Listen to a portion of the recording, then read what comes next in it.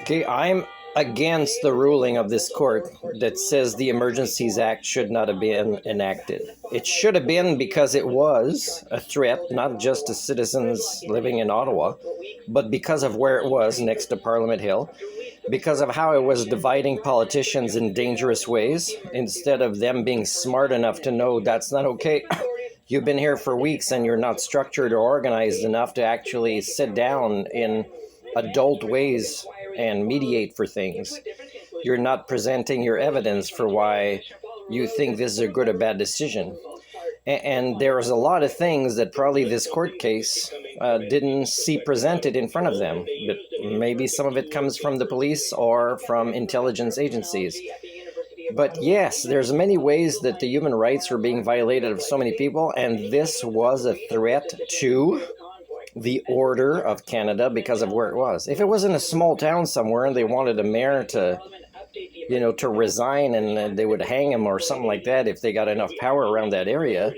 But the thing is there was also corruption in the Ottawa police force, for example, where the Emergencies Act allowed for stricter measures to clean up police forces.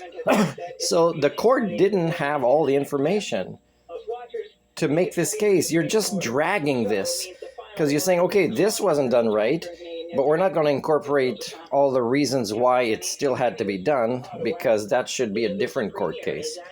You are so unable to see right and wrong, as a culture here in Canada. You are so unable to realize that that's not how things get done.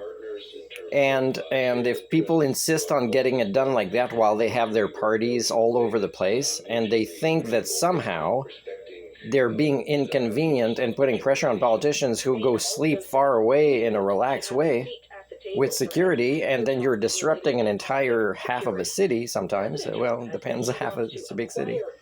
You're ridiculous. You're ridiculous. It was getting out of hand, and it was getting out of hand because in the first day or two, it was allowed to start in that way, right? Because free speech isn't about creating a blocked road and honking and fires and bad language and taking over the news for everybody. There's other news we wanted to see, but your redneckism and your extended winter redneck carnival. So yes, the Emergencies Act was so well done too that it should be praised by the court. Whether some people disagree. And the people that disagree, they don't have the big picture. And courts can't seem to do the big picture.